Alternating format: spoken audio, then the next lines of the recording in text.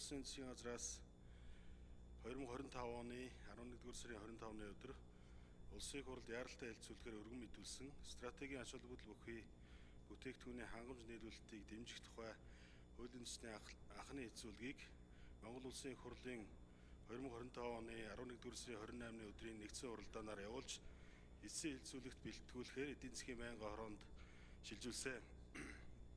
Эдийн засгийн байнгын хорооны уралдаанаар хуулийн төслийн эцсийн хэлцүүлгийг явуулах үед улсын хурлын гишүүн Ж. Ганбаатар газрын тосны бүтээгдэхүүн импортлогч аж ахуйн нэгжүүдийн эргэлтийн хөрөнгийн хэмжээ болон бүтээгдэхүүн нөөцлөх байгууламж дэдвцийг шинээр барих өргөтгөхөд шаардлагадах хөрөнгийн дүн мөн хууль хэрэгжих хугацааны талаар улсын хурлын гишүүн П. Батчимэг газрын тосны бүтээгдэхүүн импортлогч аж ахуйн нэгжүүдийн нөөц бүрдүүлэлт бүтээгдэхүүний борлуулалтад төрөөс хяналт тавих нь зохистой эсэх талаар улсын хурлын гишүүн Г. Очирбат хуулийг хэрэгжүүлэх хүрээнд Төв банкны тухай хууль тусгагдсан Монгол банкны үйл ажиллагаанд хориглосон зохицуултыг хэрэгжүүлэх нь зохистой эсэх мөн Дорногов аймагт баригдаж байгаа газрын цэс боловсруулах үйлдвэрийн бүтээн байгуулалтын явц болон газрын цэсний бүтээгдэхүүний үнийг чөлөөлөхөд төрөөс баримтлах бодлогын талаар улсын хурлын гишүүн Цэнгүүн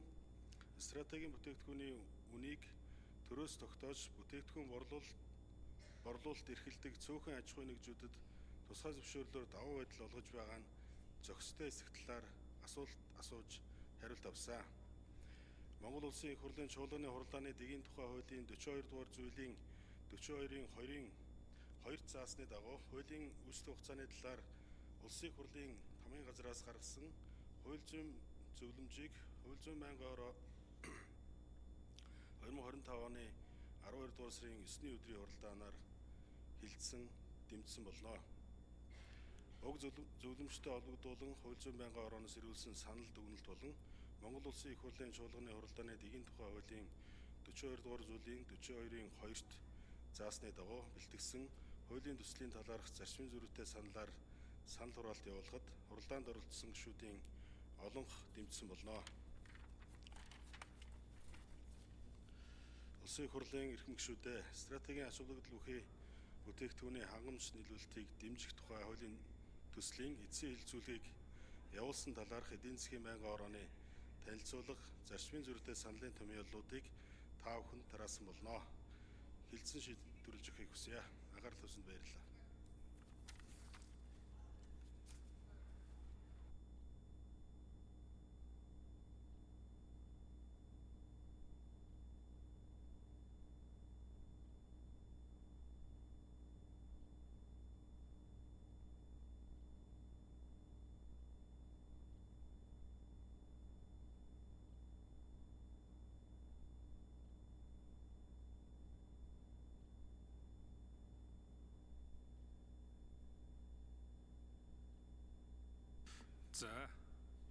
За ажлын хэсгийг танилцуулъя. Гонгорын Дамднам аж үйлдвэр эдс соёлын сайд Дунхүүгийн аюуш Монгол банкны хууль эрх зүйн газрын захирал Чулууны хишиг далай аж үйлдвэр эдс соёлын яамны газрын тосны бодлогын газрын дарга Туул Ханган Ганбаатар аж үйлдвэр эдс соёлын яамны гэрээ эрх зүй гадаад хамтын ажиллагааны хэлтсийн дарга Лувсан доржийн ган тогтох сангийн яамны санхүүгийн бодлогын газрын өрийн удирдлагын хэлтсийн дарга Чулуунбаатарын Чулуунбат ашигт малтмал газрын тосны газрын тос бүтээгдэхүүн хэлтсийн дарга. За манай Чулуунбат бол энэ хуурамч шатхууны эсрэг одоо 6 жилийн туршид би тэмцэж байгаа.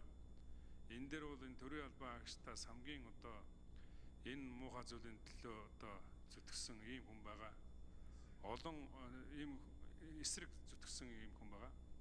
Олон хуулийн байгууллага хууль бусаар шалгаж зовоож тэр компани нөхдүүдийн одоо балгаар их бас асуудалд орсон. Тэгээд энэ бүх үн мөн тогтоогдож гарчсан танд талархаж байгааг хэлье.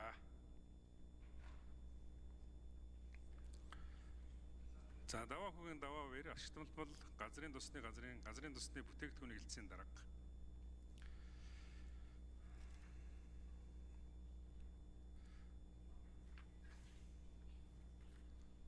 За Ж Ганбаатар гишүүн. За Улсын хурлын гишүүд байнгын орооны танилцуулгатай холбогдуулан намын бүлэг болон бүлэг тариалагдаагүй гишүүдээс